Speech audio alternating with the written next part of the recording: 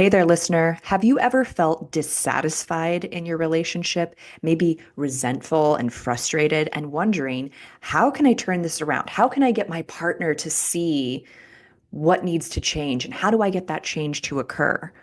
I'm here today with relationship guide Kristy Scher, and we are going to talk about what gets in the way of those changes in our relationship.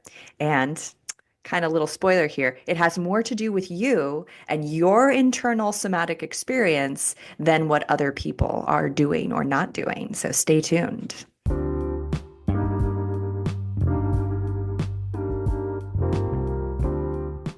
Every day there is a forgetting, and every moment there is the possibility of remembering. Remembering who you truly are, awakening to your body, to the inner world, to the experience of being alive. Here is where you find the beauty, the joy, and here is where you free your soma. I'm your host, Amy Takaya. I'm here to help you move from pain to power, from tension to expansion, and ultimately from fear to love. Hi, Kristy. Good to see you finally. Hi, Amy. So awesome to be here with you. Fantastic. Yes, I've been really loving just like witnessing your content and what you share. You talk a lot about going from chronically dissatisfied in your relationships to how do we turn that around inside of ourselves to become, and I love this phrase, this word, adored, to become an adored woman who feels that sense of being adored and appreciated and nurtured and all of those things that we want, right, in our relationships as women. And I love Mhm. that you have a really empowering take on all of this. So I want to open with a question to kind of get this conversation started because there's so much ground we can cover here, right? But why is it so hard for us, maybe, in this conversation as women, to see that the change has to happen in us and that it isn't our partner that needs to do all these things? Why is that so hard to accept that maybe it's me? Yeah, I just love this question. And there's a couple of things I will say just before I answer this, and just know that that is actually part of my style. I'm going to probably tell you five stories to make one point. And I want to acknowledge that it really can be for a lot of women, it can be so hard to get this. I actually want to affirm that that is actually, in my opinion, part of the way. And so it's not wrong. Mm. And the more we can find our experience right, the easier it is to keep moving forward. And I don't mean right like we attach to it, but like to not find it wrong is so important. That said, the word adored, or the term that I have come to use, adored woman, is slightly cheeky in the sense that it sounds like it's about how other people see us. And one thing when people hang out with me, they understand and get to know is that I am very irreverent. I love contradiction. And so adored is really meant to sort of pique our desire. And usually it's that what I hear from a lot of women is maybe they don't use the word adored. Maybe they use the word like, I want to be wanted, or I want to feel desired. And it's not just women. I actually have heard this from a lot of men too. But that wanting something from outside to come in, I think that that is actually a really beautiful and necessary want and desire. I think it's part of how we are made as relational beings. And there is something, and you use the word empowered, there is something that's not empowered in that stance. I think it is actually the wish of a very young part of us. It may be something that was unfulfilled or unresponded to or unresponded to enough that we brought it with us from childhood into our adulthood and still had this longing that there be something outside of us that reached towards us. And for me, the way of the adored woman really is a process of, first and foremost, sort of emotional maturation, which sounds very dry and uninteresting, but we can make it more juicy. But it is a process of really learning how to be the, I call it sort of first orientation, that we are the center of our relational world. How can we not be? And when we learn how to actually act in that way, so it's not a theory, it's really about how we show up and how we move in the world. When we can learn how to stay rooted in ourselves, have standards and relational non-negotiables, really self-attune, self-nurture, be self-loving, then we actually can move in a way that is empowered. So we actually can make choices and have discernment. And though all of that piece of it's what I call there are three pillars to the way of the adored woman. And that's really the first pillar, which is self-fluency. When we have that self-fluency, it's about our relationship with ourselves. That really starts to change our relational world profoundly, such that we could receive someone moving toward us. I'm sure that there's a lot in that. Yes. I mean, the first thing I thought was that, especially with this idea that it's a younger part of ourselves that was like undernourished, right? And that is still hungry and craving that connection and that attention that it didn't get, right? That actually speaks to why it's so hard is because it's exercising a part of our brain, a part of our consciousness that not that it's weak, but just it hasn't been doing what we're starting to ask it to do, which is self-regulate and self-soothe.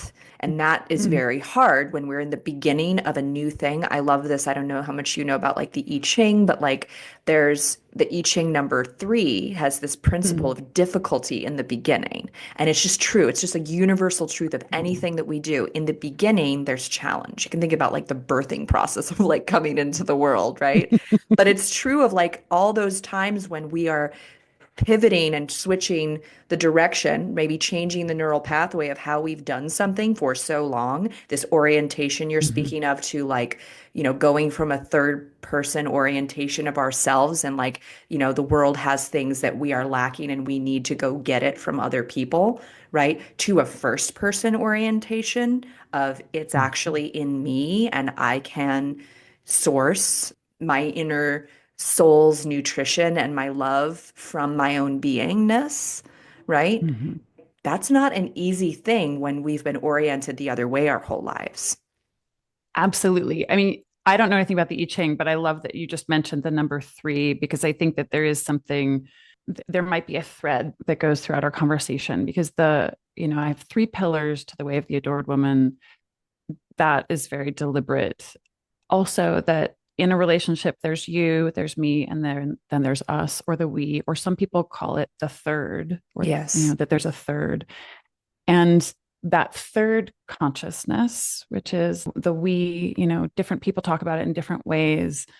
Stan Tatkin might talk about it in terms of like the relational sort of space or being able to tend the sort of collaborative team-like experience.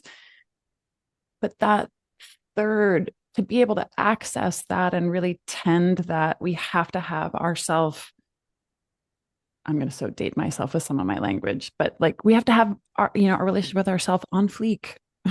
We have to have it down. Like we have to be really, as you said, the capacity to sort of to be regulated. And, I think of it as sort of grounded. And, I love the way that Julianne Shore talks about it as actually having an integrated brain. Mm-hmm. Which means like I actually know the various parts of me. Like I understand that when I'm triggered, I am in my adaptive child. I'm in my adaptations. I'm in my strategies that I learned at a very young age to navigate a relational world that I came into. And those, as Terry Real, who's my teacher, would say, what was adaptive then becomes maladaptive later. And so the same part of our brain that we that grew up, that grew in our earliest relationship experiences is the same part of our brain that we use for our adult primary attachment relationship. Mm-hmm.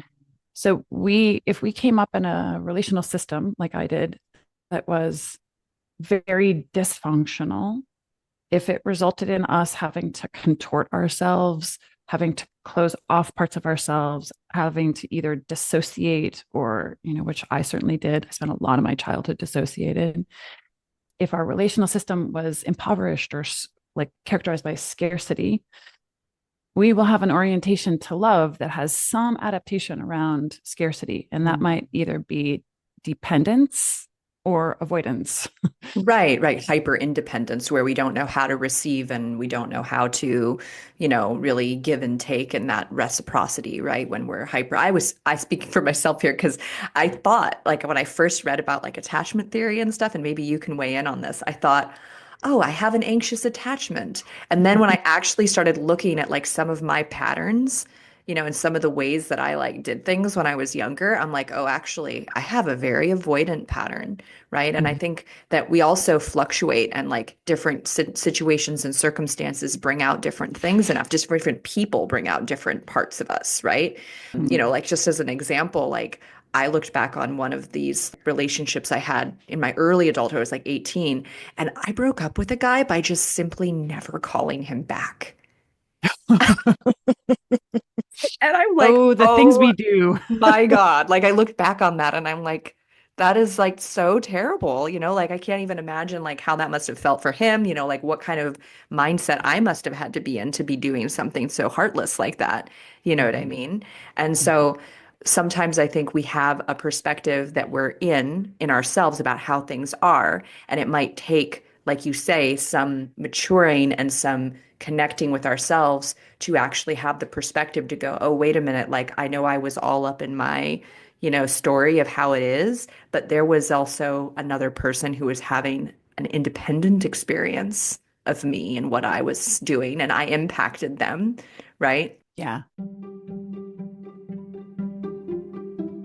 Did you know that your muscles are holding on to thoughts, memories, and feelings? If you have a tight neck or back, you're not just getting old, you're experiencing a buildup of tension from the life you've lived. Most people don't know this, but there is a part of your brain that can reverse and prevent chronic tension. When you relax your muscles, you not only move better and regulate your nervous system, but you also free yourself from the grip the past has over your body, so you can live with freedom, confidence, and enjoy your life now. How does that sound? Join me, Amy Takaya, and discover what my clients are raving about at youcanfreeyoursoma.com.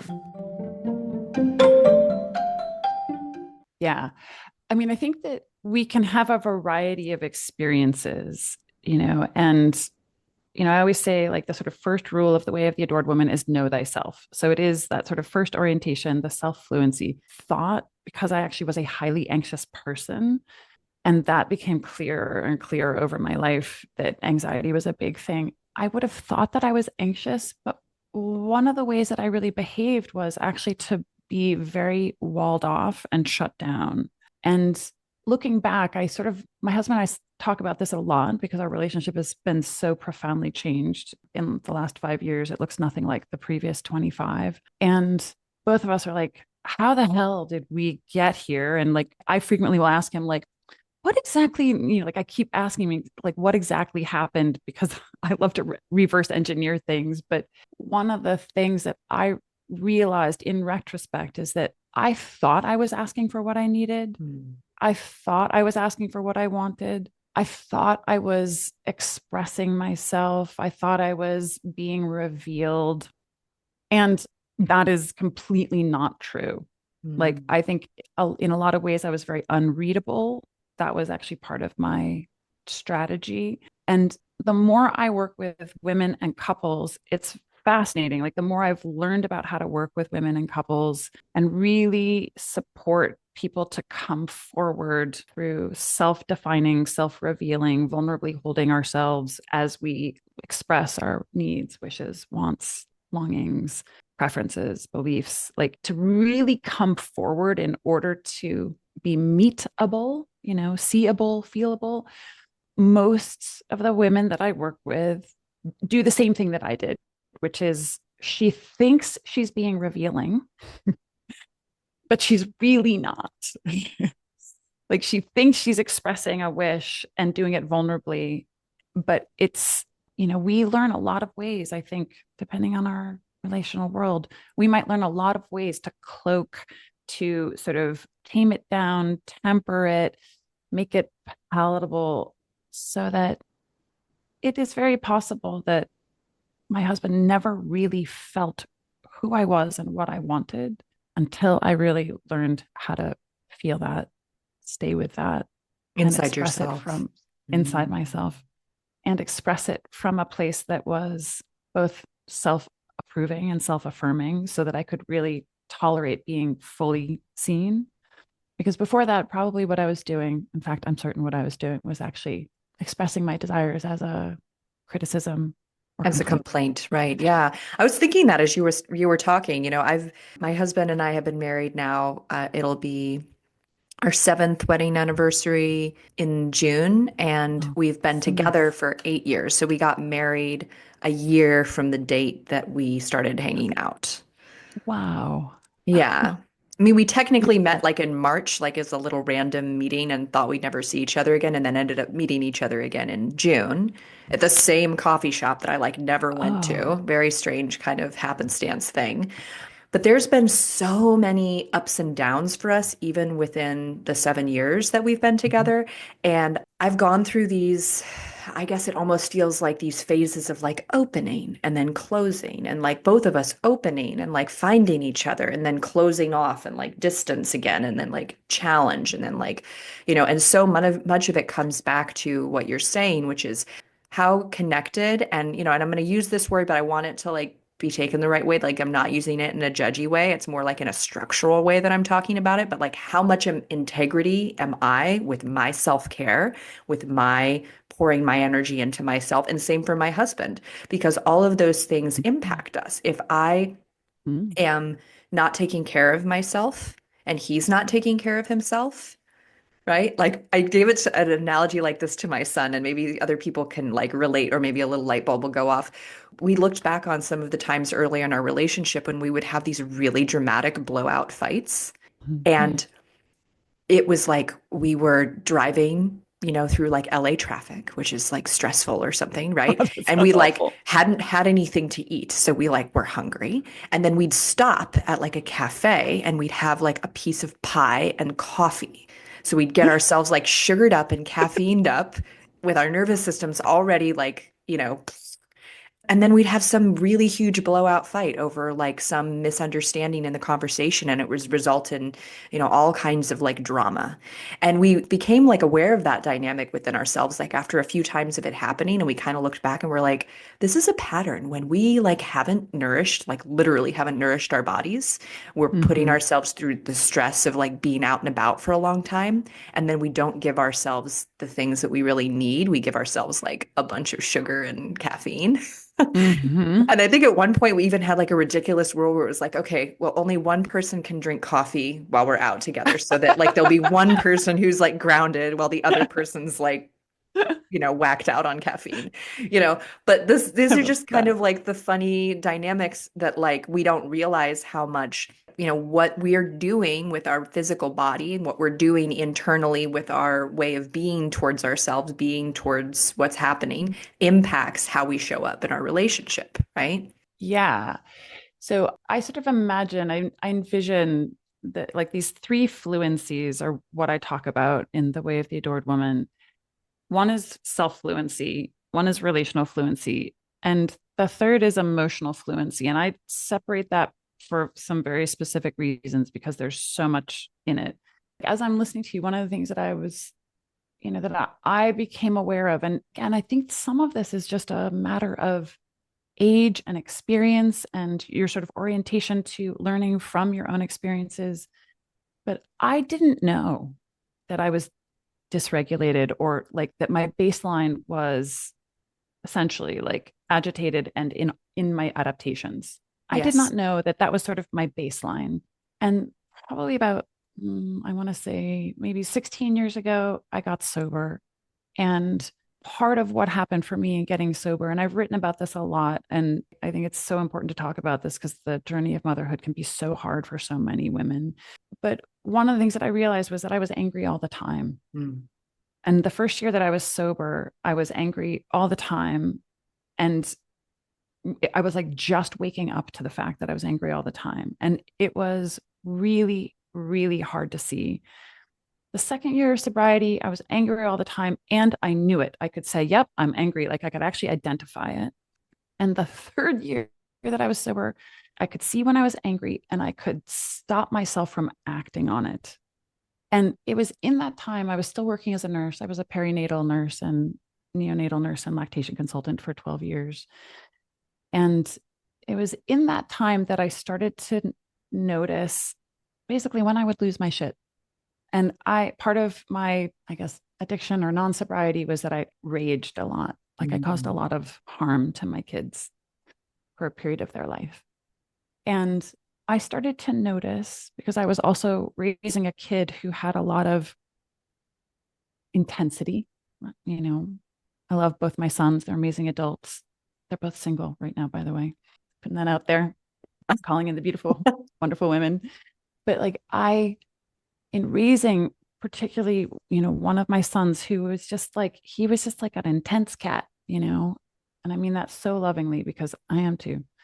But I started to look at like, when would things go off the rails for me? Like, when would I lose my shit? And I remember this so vividly because I used to be the kind of woman who, like, I would come home from a 12-hour shift, which is really more like a 13-hour shift at the hospital. And I would pull in the driveway and I'd walk in the house and there would be one cup on the counter. And I would lose my ever loving mind. It got to the point where like the boys and Jason would not be anywhere near, like they would not be in the vicinity. They knew better than to be around when I got home. And doing that sober was pretty horrible. I think when we engage in our strategies when we're sober and increasing in consciousness, I think A, there's a great potential for us to change them. And B, there's also a great potential for us to find it profoundly painful and disappointing and experience a lot of shame around how we show up. But one of the things that I realized was that coming home moment was very hard for me. And I didn't really know why. I'd never actually put my attention on it. So I just knew in my sobriety, I was like, I'm going to do whatever I can. And, like if you can't see, like I'm actually gripping very tightly with both my hands, like I'm holding on. Because for me to lose my shit, I started to realize that there were emotional and physiological consequences every time I got angry. Yes. And I want to actually segue there and I want to ask you a question because I feel like we're headed in this direction, right? And I would just love to like go there. But part of what you share is the way that going through a really serious illness was part of your transformation, right? Kind of part of that like healing crisis, right? And, how do you think that the emotions that you were holding in and letting kind of fester in you and explode so regularly were part of that illness process? Yeah, that is like such a great question. I want to speak to like two things before I answer that. One is that, and this is the story I'm making up in my head, so you can correct me, but like you've sort of described that there's been some cycles or some ebbs and flows in your relationship. And there've been some, big sensational sorts of, interactions and sometimes really connected and then sometimes really sort of moving in and out of that connection. If I got that right. And I think that that's really normal and natural part of just being a human and in relationship. And that sort of ebbing and flowing has a lot to do with how we relate to our own interior world and how conscious we are about what's happening inside. Like when I would drive in the driveway, there was a point where I was not conscious that I was exhausted, that I was really, really depleted. Like it wasn't just that I was tired from a 13-hour day. It was that I was thin into like almost nothing left emotionally and physically. I also went through a period, like this was sort of an early period of the illness where I was having a migraine every single day for a year and a half. Oh. And I was working and I was running like 30 to 40 miles a week. And I was, parenting two preteens. And I was teaching yoga because I was a yoga teacher and have been for like 25 years. I mean, my life was so overwhelming. And I did not know that I actually had a very hard time feeling. So I would drive in the driveway and not have any conscious awareness of what my state was, how empty my tank might be. And that when I would walk in the house, it would be like the moment that I could just finally come apart. And I did not know how to come apart in a way that wasn't like an explosion.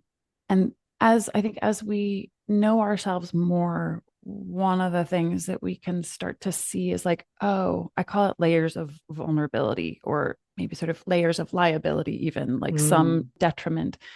Like for me, a 13-hour day, and this is actually how I ended up leaving nursing. Ultimately, I came to realize that that's not tenable for my body, period. And there's no way I can do that and be well.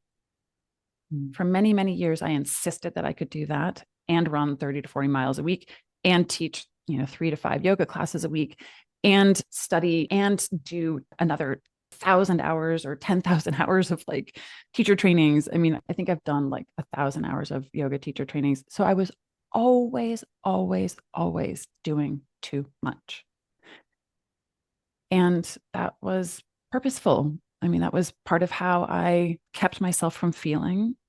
It was Mhm. driven by the idea that this next thing will make me feel better. Now, that's not conscious. I don't think a lot of people Right. are walking around saying, oh, this next thing. I mean, sometimes like I'll be happy when, but I don't think that that was a loud thought in my conscious awareness. It was like, it was kind of like this, oh, I've got to do this thing. I've got It to was like reach for a this. compulsion. It was like an urge, like a something Yeah. driving you, not Yeah. even like wanting necessarily. Driven is a way that a lot of people used to describe me.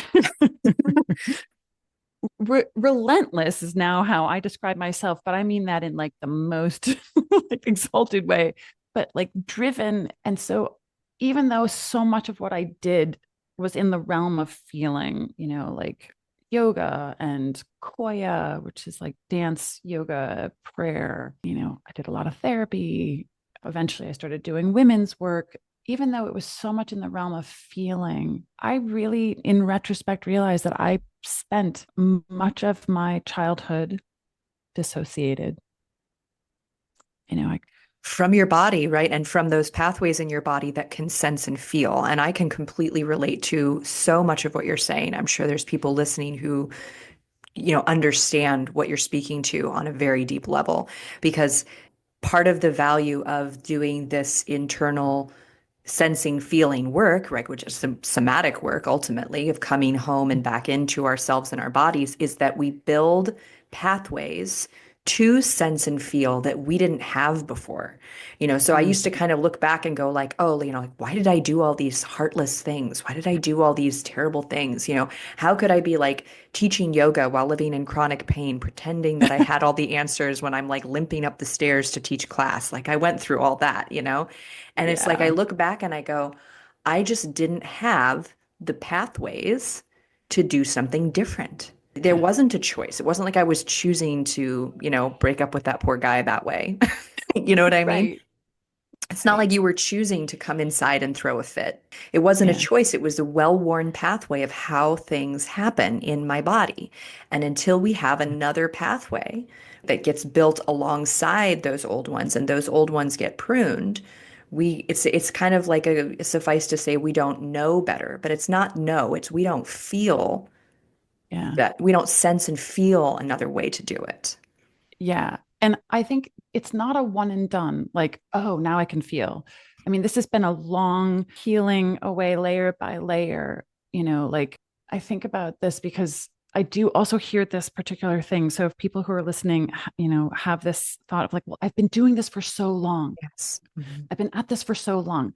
I just want to say, like, yep, you have. And nothing has been wasted and everything has been like purposeful. And there's no arriving. Like, if you came into this life for growth, and that is absolutely what I came here for, was to like explore the Flourish. absolute Mm. horizons, the horizontal edge, the growing edge of what is possible and, what's here for us to experience. I know I'm constantly going to be experiencing some sort of challenge, some sort of opening. So that's the prelude to this piece around being able to feel, like my work with mothers and babies, like that work was so important for my own sort of emotional maturation because I really clearly understood that I was being drawn into a kind of work where I didn't know that I had this capacity. I didn't really know how, I don't even still have a word for it, but where I could walk into a room and I could feel everything that was happening inside of the mother's body. I could feel everything happening inside of the baby's body.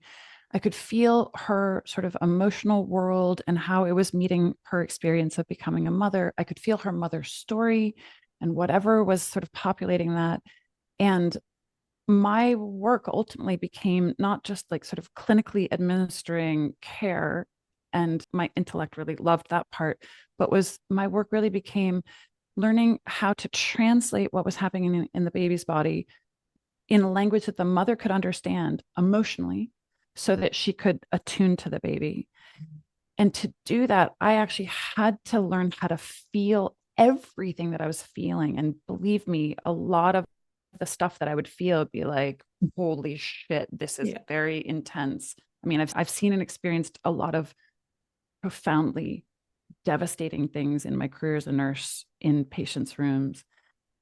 But that ability to feel and sense, I always talked about breastfeeding as, like helping you and your baby just to be good mammals, like to have a body and to allow the senses, like to learn how to trust the senses. And that breastfeeding was just a language for me to talk about attunement and being in her body as a mother, as a woman, and being able to respond and sense another body that you are, having a dyadic experience with. And that the sensing, like that babies explore the world through their mouth.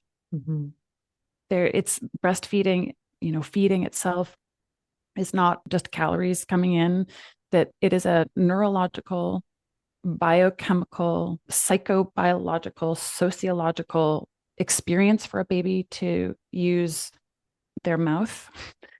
And when they breastfeed, they actually are engaging in a very complex relationship with their world, which is the mother, for the first period of their life. And there's this really interesting sort of passage from Jamie Wheel's book called Recapture the Rapture, where he talks about, and I'm going to probably not get all the details right, but he talks about this thing that was developed for the Navy SEALs to be able to navigate very dark depths of water. And it's this little thing that goes on their tongue. And it basically gives them information about which way to go. And I was like, oh, that's what babies are doing. They are using their mouth to navigate the world. And so when we really grok that we are sensate beings, meaning our senses are forms of information about our relationship and orientation to the world, to our environment, and that we could say that a feeling is a sensation, an emotion is an energy in motion in the body. And when we can really be able to experience sensation in the body without a judgment or story attached, which is how Rochelle Sheik taught me that sensuality is feeling or sensing without a judgment or story attached. So when a woman can feel and feel herself in the present moment through her senses, because that's how we know we're right here, right now, and we can experience life moving through us as various forms of information in the form of emotions or sensations, and not be attached to what that might mean about us, then we actually are in a relationship with life and our life and this vehicle that we came into in order to, this sacred place where our soul meets form. And when we start to understand that that is actually a very practical thing, it sounds like very metaphysical language, but it's actually a very practical thing of like, can you feel one thing in this moment and stay with it? That's for me, like when I was able to start getting that as a whole piece, was when I started to understand how much I had suppressed myself in my life in order to function in the relational world that I grew up in. Because my health issues were all about suppression. I had hypo everything, like low everything. And I ended up with a mold related illness that became basically an autoimmune disaster. And that experience really taught me that if I wanted to be well, I would have to learn how to bring consciousness into every part of my body. And this is Mm. after like 20 years of practicing yoga Yeah. already, right? Like, it's not like I'm like, oh, and I'm going to go become a yogi. I mean, it's like I'd already been doing this. Yeah. And that illness actually brought me face to face with if I'm going to feel, if I'm going to be capable of feeling, there's certain scenarios that are way outside my capacity. Like I can't work 13-hour days and feel like the work itself, the intensity, the chronic Right. like stress of just like Drains you. It uses totally. all of those resources and there's nothing left, like you were saying earlier. Yeah. I mean, I personally, my biology, if I'm going to be awake and feeling and in touch with myself and connected myself, I actually, it blows my circuits to sit, to be somewhere where you can't pee for 4 or 5 hours because your patients are such an emergent priority. You don't eat lunch until 5:30 in the afternoon. Like I just can't live that way. And this is the big piece that I wanted to point out to around senses, emotions, feeling, and our health is that I'd constructed my life on purpose, not necessarily consciously, but my life was constructed based on who I thought I had to be Mm. and who I showed up as in order to stay safe in the world. And that if I was going to heal, I actually would have to be someone else, meaning my life would have to look very different, which meant that I would have to make choices. Like I would have to leave a career. I'm a fourth generation nurse. Mm. So I would have to leave something that was an identity. I was very good at what I did. It was intellectually very stimulating. It was deeply satisfying. And if I was going to heal and actually like have a life housed inside of myself, I would actually have to be someone else and I would have to leave the life I've had.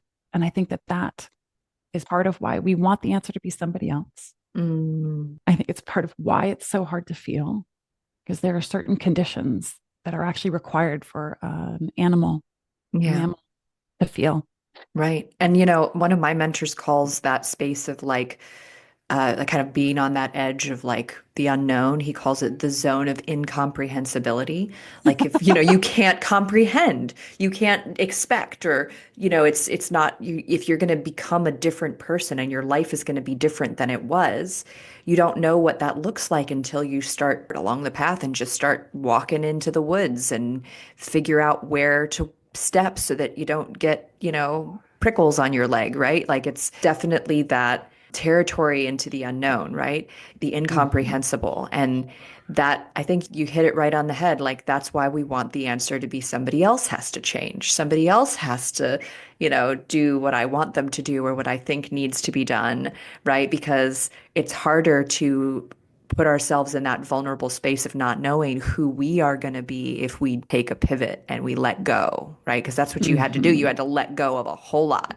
Yeah. I mean, that pivot is like, that is one big fucking pivot. It's like the whole, like, watch out for that first step. It's a doozy. It really is. It's like, and here's the thing, I wouldn't have done what I did that ended up opening up a world in terms of love I never even actually envisioned. Like extraordinary love was not something I thought, oh, I'm meant for this. I did not even reach for that or dare imagine that. Psychedelic pleasure in my body was not something I'm like, oh girl, I'm so down with that. I didn't even like aspire to that. Uh-huh. The only way that I got there was that my life basically said, wheels are coming off. Like you either stop, like this. I love this quote that the goddess will, if you don't see the goddess in health, she'll see you in illness. Mm. And like I got thumped on the head by whatever we want to call it. I have my patroness goddess and relationship to her. And I believe she thumped me on the head and she was like, look, I'm going to hold you down under my thumb until you relent. Mm. And that was a profound couple of years long depression that just wiped out any aspiration, any drive, any desire to even be here on this mortal coil.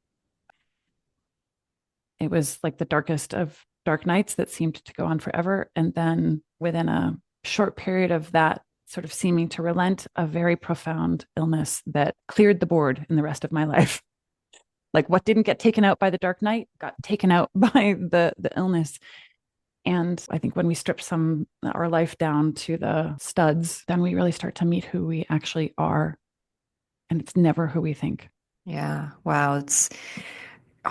I feel like this conversation is really taking some very the broadness of what it really means to have a healthy, mature relationship that is satisfying, right? Like I'm feeling into kind of the depth of where you're coming from when you talk about these things, and it isn't just going to be like some affirmations that we say or some, some cute little like exercises that we do. It's going to be a long form transformation of the kind of core of who we have been being and unwrapping and unraveling the things that have been getting in the way. And I think Mm-hmm. that with my modality, with the specific kind of somatic work that I do, I like to describe it as an undoing because so many things, even things that are very, very good for us, are a doing.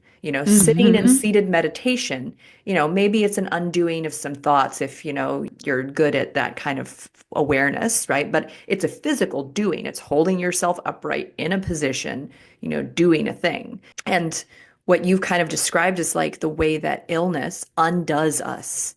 It is forcing you to literally just lay in bed. And I've thought about that a lot with like negative thought patterns and depression and things like this. It's a very somatic experience. Numbness is a sensation, right? It's not this mental thing that we pretend that it is. It is a physical experience in our bodies that is not allowing us to get up out of bed and put clothes on and take a shower and all those things, right?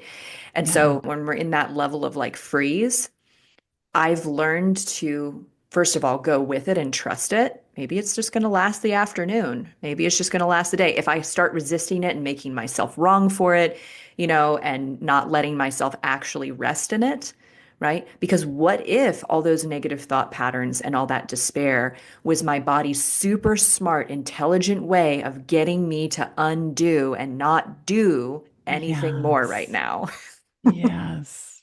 Yeah. I think that is a move that's so hard for so many women, especially like really smart, soulful, highly competent, can slay tall shit and single bound, have realized a lot maybe in their external lives.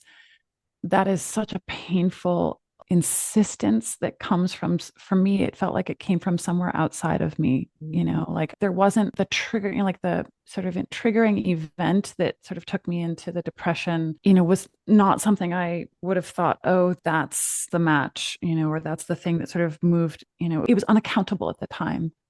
And I had a very same experience of really reckoning with like, okay, if this isn't going to move, if there's nothing that is going to make this different, and everybody has their own approach. I actually did go on an antidepressant for a period of time because I was so terrified, because I was actually thinking about like, it wouldn't be a problem if I just went off the road here. And so yeah, so terrified. And the physical sensation, like when you said that, I was like, I actually I had sort of this body memory of like, oh God, I remember what that felt like yeah, it was like an ache that was just so wide. And there is something about, how I describe it now is like when you get into this place of no exit, like a doorless hallway where all of the doors are closing, there's no exit available. And there's something about just finally relenting to feel what is actually there, like to actually feel the depth of my despair, to feel like, sort of like inching along at like the bottom of my heart where there's like no, like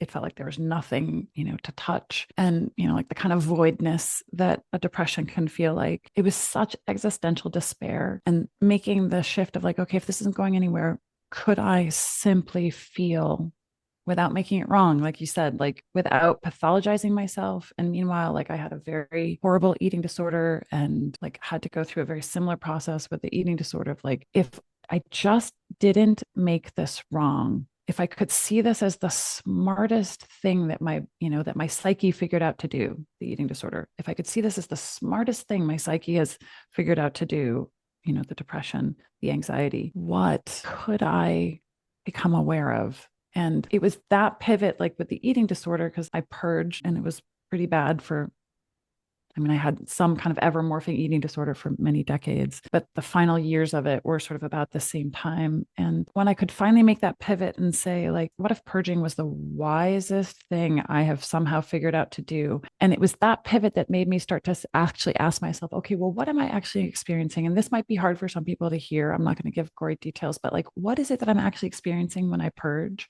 Mm. And I started to kind of diagram it. Like there's this intense terror and fear and overwhelm. It's so loud. It's like an air siren were going off in my head. And then afterwards, it's nothing. Mm. I just feel, I think it was, Calm, kind of after the storm. well, comfortably numb. Like everything is sort of obliterated. And I was like, oh, this is going to sound so obvious. I must be in a lot of pain that I need to do this to Yeah. get to some like Relief. You get relief from it. yeah. Yeah. And it occurred to me the metaphor of like not being able to take in nourishment, not being able to hold it in my body, not being able to accept it, to self harm around my own needs. Like these are all metaphors. Yes. And I was like, there might be something going on around the vagus nerve here because that is a lot of stimulation of the vagus nerve. Yeah, that's getting you that relief or that sense of like no nothingness that you are getting from that. And I love that you are speaking to this because I think that when we realize that sometimes there's like a payoff, we can even vilify that there's a payoff. Like, oh, I'm getting something from this. And we make ourselves wrong for getting something from it instead of going, oh, wow, I must be in so much pain that this thing that is quote unquote harmful is providing me relief from my suffering for a moment in time. And that shows me the depth of how much suffering I'm experiencing. And then, you went right there with the vagus nerve in terms of the physiological aspect of it, which is, I thought about that with like when people are yelling, when they get upset, they're stimulating their vagus nerve. They're helping themselves feel better for a moment. Absolutely. I mean, that, like I said, like earlier, I mentioned, like I was a rager. I yelled, and there would be a huge, sort of consequence to that emotionally and relationally, but also physiologically. I started, in my sobriety, I was like, oh, wow, this is really depleting.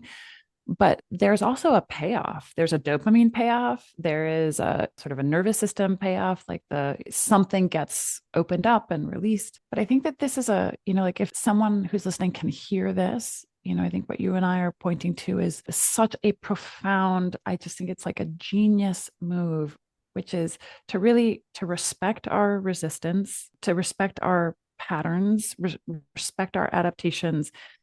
And by respect, I mean to look at them again, Yes. to turn, I was a practiced yogi. So and a practiced meditator. So I knew what it was to be like, oh, here's like, I'm sitting in meditation and there's my story, like I'm a bad mother story. And I would just put a little label on it and kind of float away. And I would go back to like whatever, my mantra or my breath. But to be able to do that same thing in our moment to moment life of like, okay, here I am. I'm about to do the same thing of, that I've done before. Can I stay conscious? Mm-hmm. Can I stay conscious right here? And I even did something really, very unconventional. And that is that, at a certain point in the last couple of years of my eating disorder, I, first of all, told my husband because he discovered me one day standing outside of the bathroom when I opened the door. And he said, are you purging? And I was terrified and humiliated and deeply ashamed. And I said, yes. And he said, you do not ever have to be ashamed with me. Mm. And that was all he said. And I got the message clearly that he also did not want me lying to him and hiding things. So at a certain point, I said, I'm going to tell you every time I purge. Mm. And I'm just going to, admit it before I do it and try to take the shame out of it because I can't seem to stop doing it no matter how I try. And my therapist was like, stop trying to stop purging. And so for a year and a half, the final year and a half of my eating disorder, I would tell him. And for part of that, it was every day. Oh, wow. And some days he would say, I love you. You don't have to do this. And some days he would say, I love you. And I'm here if you need me. And he never stopped me, which was very wise because he knows better than to fight with a very driven woman. But the thing that it helped me do was to normalize the pain that I was in. actually really listen to it. And that's the sort of befriending of our suffering. Like I think part of the ticket in, Yes. for this ride in a human experience, it comes with suffering. Nobody gets out of that. Right. Yeah, and what you're speaking to also is just you're building through the unshaming of the act, through the sharing and the connecting, and letting yourself be seen in it. You're opening yourself up to a larger container for all of it to be held in, which is a container of grace, which is the Mm. container of love, right? And that the behavior and the thing and the bad, wrong thing doesn't even have to change for that grace to start becoming available and there and present alongside the habit is not sustainable, right? I Yeah. think that's like, it's like a lot of times we want to just skip ahead to the part where we don't do that anymore. And and like, if we if just somebody can do that, yeah. like please, like let us know. Yeah, but it's like but the thing is when we go too fast in our transformation and we jump ahead, we have to backtrack and clean up the things that we dropped and the little cracks and the errors that we made along the way. We have to go circle back because, change, and I love the timelines that you've been giving in this conversation for your process to be really clear and realistic for people that, oh, this didn't just change in 3 months. This didn't just shift. You just spoke to a year and a half or something like that of telling your husband that, when you were purging, of being in that last leg of your journey where you're bringing in that awareness and that grace and that kindness, right? Even as you're not stopping, you can't stop at that point. And I think that's really important for people to hear is that, to let go of a deeply held pattern that you've been, and I love the word adaptation that you've been using, that's been giving you something, that's been helping you and supporting you, even as much as it's hard for you to like maybe see that. It's not a short, quick one and done, as you said. It is a process, and it's worth it to go through that process because on the other side of it is a whole new way of experiencing your body, your life. I'm assuming it was a whole new way now of taking in nutrition and being oriented towards, not just food, but like receiving, right? Receiving and allowing your body to digest life. So maybe you can say a bit about like, how all of this relates to like your relationship with your husband. That's such a great question because I was actually thinking about that. The timeline is really interesting in that I had this really intense depression. Things in my life just sort of got reordered. And when I finally admitted that I was depressed and sought some kind of, movement forward, like I finally said, hey, I raised my hand. I'm like, I need help here. And that was like after 2 years. One of the things that I decided was that I had to actually once and for all figure out, I didn't even think about it, like heal. I was so done with that language, but once and for all, end the disordered eating disorder, like end all of that stuff. And that took me a full 2 years because the eating disorder model didn't really fully work for me. The medical model didn't totally really work for me. The spiritual models really didn't work for me all that much. And the 12-step model helped some, but it didn't go the whole way. And so I had to sort of cobble together my own process. And that took a full 2 years from basically completely defining for myself what the eating disorder was, all the behaviors, all of the things that I did, all of the things I thought. So beginning to end was like about 2 years. End meaning like I stopped purging. Like one day, like that was the last thing to go.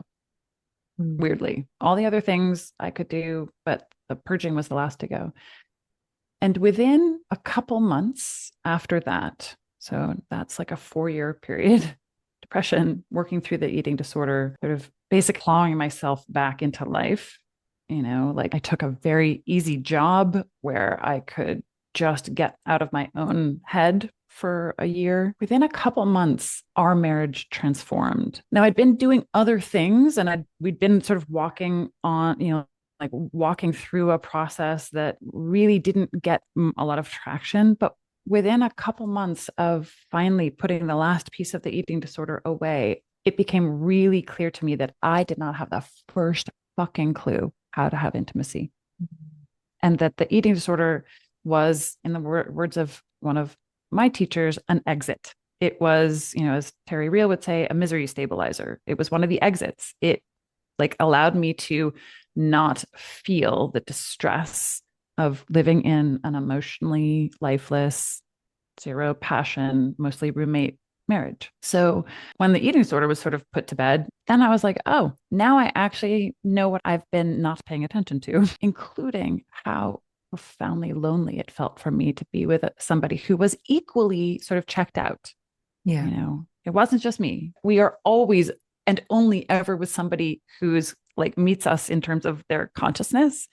I was very like arrogant and thought I had more consciousness, but it was like once that exit closed. And so I think if we can identify the exits that we're using, overwork, over functioning, eating disorders, alcohol, shopping, other like special relationships, mothering, like whatever they are, like whatever those exits are, if we are willing to close them, because that is a requirement in order to really see what am I dealing with in my relationship. A healthy relationship that flourishes, that we can actually work on, requires a safe, sane environment. And that means we close our exits.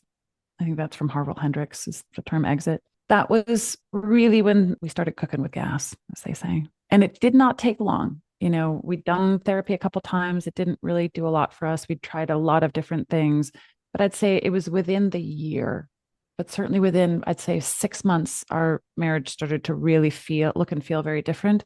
And within a year, we were in a profoundly different marriage. And that was like years and years of like a lead up. Yeah, yeah. So then, can you maybe describe a little more detail on like these transformations that you had been going through were obviously like a huge catalyst for him.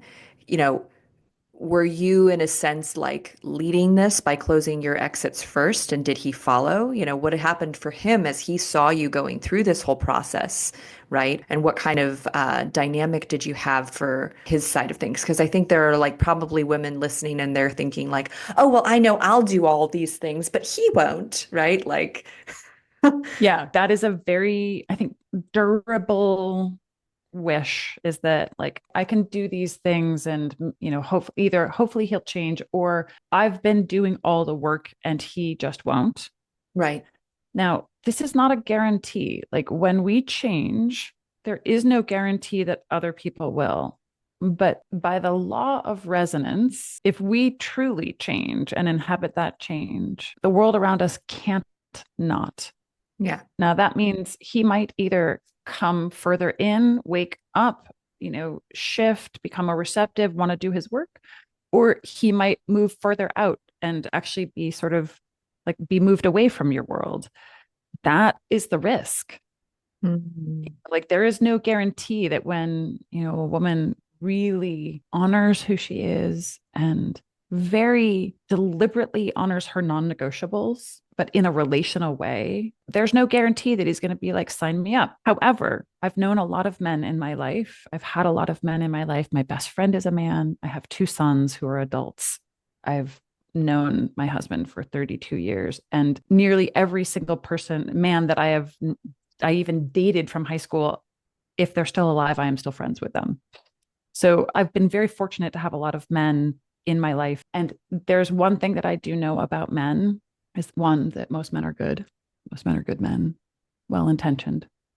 Just like us, they may not be fully awake. May not be awake in certain ways. They may have their own relationship-ish, but I believe that most men, like most women, are fundamentally good. And that I think the men, at least in our culture, are profoundly responsive to a woman who can hold herself with integrity, emotional integrity, and is deeply feeling and can do that in a relationally responsive way. And that most men are very responsive and will rise to a standard or a request that's made in a relational way. So Right. by that, what I mean is one of the things that I learned to do was, first of all, stop all the feminine embodiment fluffer nutter and the feminine communication, which was really just like a sort of thinly veiled manipulation. Sorry. I love it. I love it. That is how I feel. I agree. That's a whole podcast we could do. It's a whole podcast. I'm really grateful for that little bit of resonance there. And I learned to actually express something that was painful, like how much the absence of his presence, his emotional presence, his tuned outness, his sort of habitual tuned outness, how much that hurt. Whereas for most of my life before, for most of our marriage before, all I expressed was anger and contempt and resentment, even though I thought I was doing it in like, I feel when you language that is also, I think, just veiled criticism.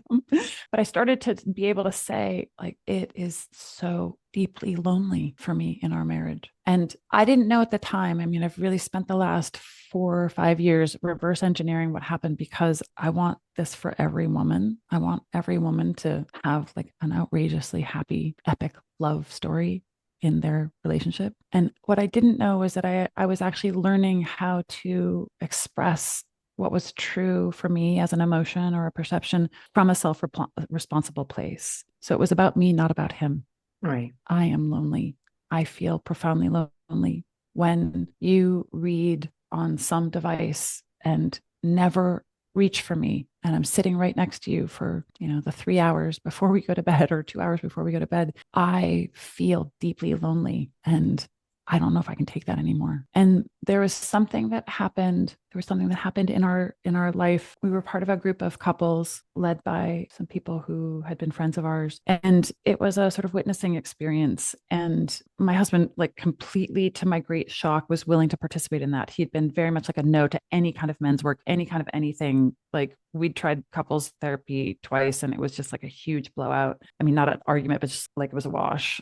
And we were in this couples group, and this was the thing that really, really changed for me was, we were being witnessed in a conversation about like anger I felt, the hurt that I felt, and I was trying to express it responsibly, like from my own side, not as about him, but my feelings. And the group was designed so that people would give feedback, but feedback as in like, okay, this is something that I saw. And one of the men said, and I don't really even remember the content of it, but it was actually probably the most empathically loving witnessing that I'd ever received from a man. Like basically, like I can see how much pain you're in. And I can't really describe it, but in that moment, I saw something that my husband had been doing in our marriage really forever, which is like my husband's adaptation to the world that he grew up in was to be receded, like not there, like we might call it like not present or shut down or withdrawn, or sort of like he would say, I love you. And I knew that he would believe that, but it never moved towards me. He never acted towards me. It was never like expressed towards me. And something clicked for me when I realized, my husband's mother was a profoundly unkind, highly critical, very rejecting mother. And in his childhood, he told me, I didn't know this until, just a couple of years ago, he was an only child. His parents had a child before him who died before my husband was born. His brother died in childhood. And Jason told me that he would, in his bedroom at night, 5, 6, 7 years old, he had this little sort of incantation that was hearless, feelless, invisible. No, hearless, feelless, wantless. As a child, he would say this to himself: hearless, feelless, wantless. Like, I don't hear anything. I don't feel anything. I don't want anything, as a child. And I realized in that moment, and I can't believe it took me this long, that in all of our marriage, my raging, my being angry, my being contemptuous, I was showing up just like his mother. Right. And you were putting him into that adaptation. And his adaptation to his relational trauma was to be hearless, feelless, and wantless. And here I was enraged at him that he didn't want me. Like I was contributing to that. And that was a profoundly painful moment to realize that I actually was feeding into something that justified his adaptation. And in that moment, I was like, I never, ever, ever want to show up as that person in our marriage again. And really looked deeply at how I behaved. Like, what was my tone of voice? How did I express things? Did I ever express gratitude? Did I ever express appreciation? And no, I really did not. I mean, really Yeah. I was so arrogant. I'm like, I'm a yogi. I've got perfect posture. I know all the ways to be in blah, blah, blah. Like it's just such fucking bullshit. And I really did not know how to nurture and tend and respond to a man. I did not know how to appreciate him. I did not know I wasn't actually even seeing him. Like there's something about that experience that like a veil fell away and I actually started to see who this person was in front of me and Yeah. realized that if I wanted a relationship with him, and this was the same thing I realized with my kids many years earlier when they were teenagers, is that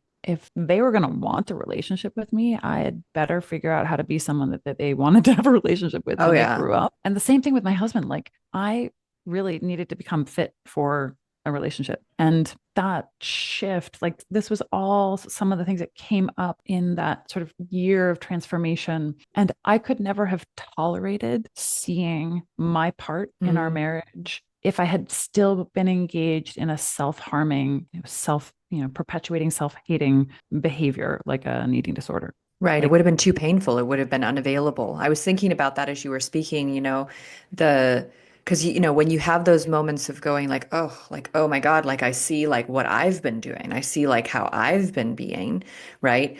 And again, like creating a little bit of grace for yourself in the sense of like you were functioning at a deficit energetically. There was like a hole inside of you, an endless mm-hmm, pit of needing and wanting and desiring that like love and attention, but like not letting yourself receive it. I mean, that kind of describes the eating disorder in a way, right? Is absolutely. so, Hungry ghost.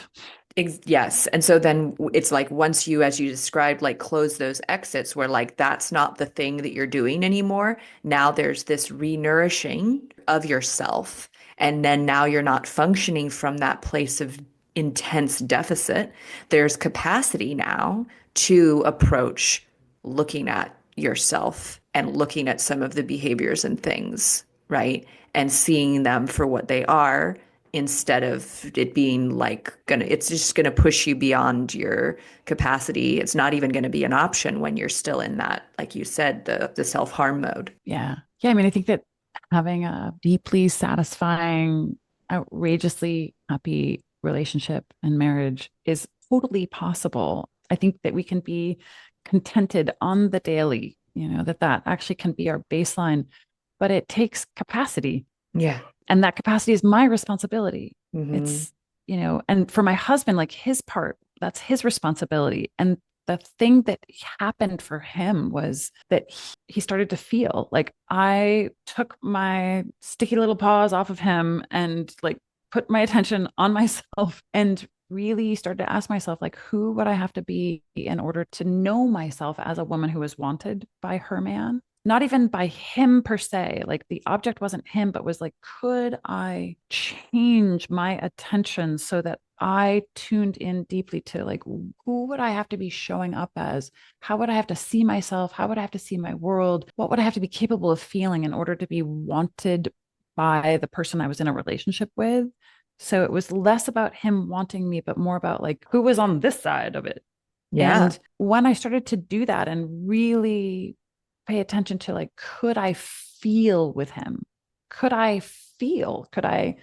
feel some part of our connection and just really deeply enjoy that for what it is, not like for what it isn't, like yet Mm. more proof that he's insufficient. But could I really just relish what we had in each moment? And then from that place, if there was something else that I wanted, ask like, oh, it feels so good. Would you, like as an invitation to join me in a Right. place that felt good as opposed to him doing something for me. And within a very short period of time of asking myself that question, like a month, like suddenly he's, we're laughing a lot and he's calling me adorable. That's where adored woman comes from. Saying, I adore you, something he's never ever said in our life, starting to say things like, I feel so blessed, which was also language he's never ever used. I actually looked at him, I was like, where the fuck did you get that word? I was like totally shocked. Like he would be like saying, you're so sexy. Our sex life started to like get very alive. And after about a month, There was one Saturday where I folding clothes or something, doing chores, and I said, "Can I talk to you for a minute?" And we sat down on the end of the bed. I was like, "What the fuck has just happened to us?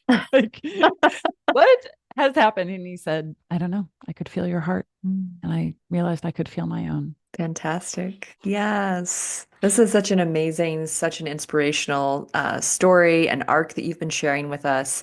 We're going to be kind of winding our conversation down, and I actually want to ask kind of a closing question, just kind of, it gets a little more on like the technical side of some of the things that you've been talking about, which I'm guessing is part of your work with a person, right? But you've mentioned this a couple of times. What are some examples of non-negotiables?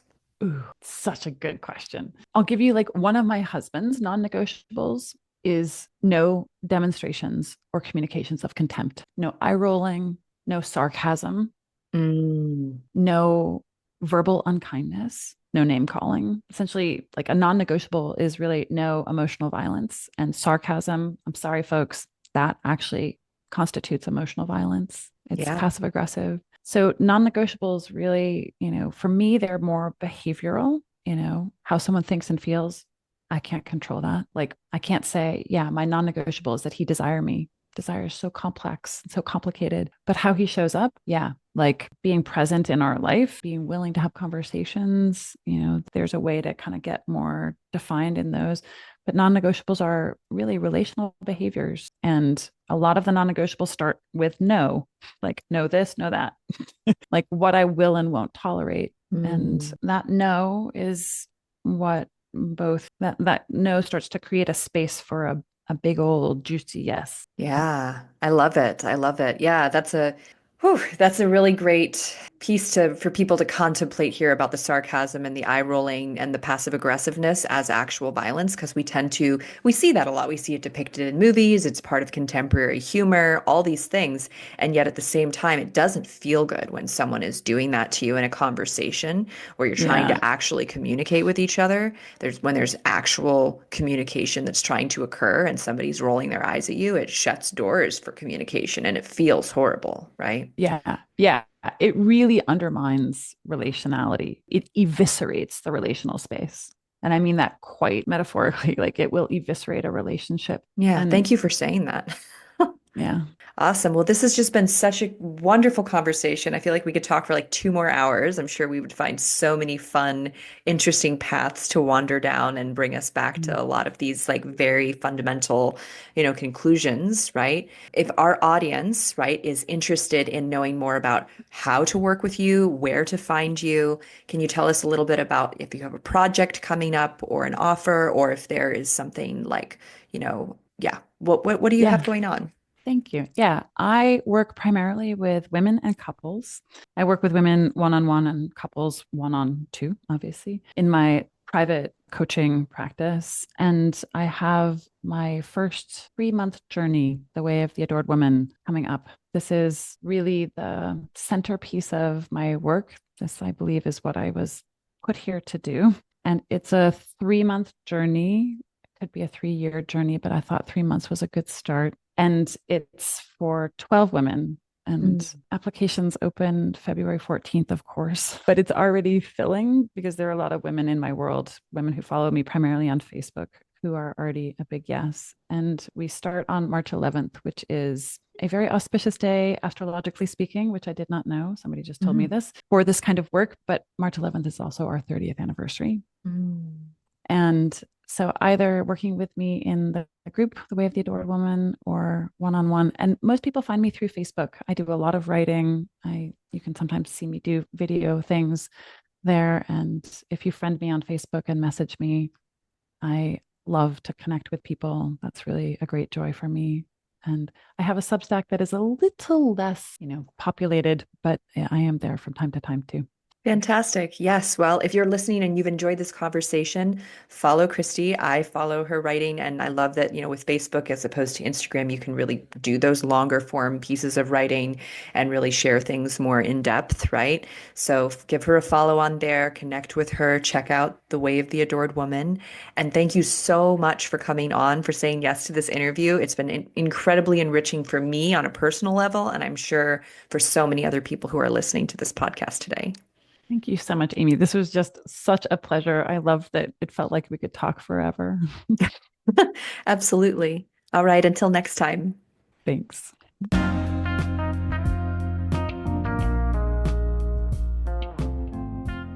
Hey there, friend. I hope you enjoyed today's episode. I would love to hear your thoughts. Follow me on Instagram at Amy Takaya and send me a DM about this episode. I'd like to thank you for being part of this somatic revolution. And if you'd like to support the podcast and help more people learn about somatics, consider leaving a review or a rating. And finally, if you'd like to have the experience of relief in your tight hips or back and learn to understand what your body is really saying to you, visit youcanfreeyoursoma.com. I can't wait to share with you what is truly possible. Bye for now.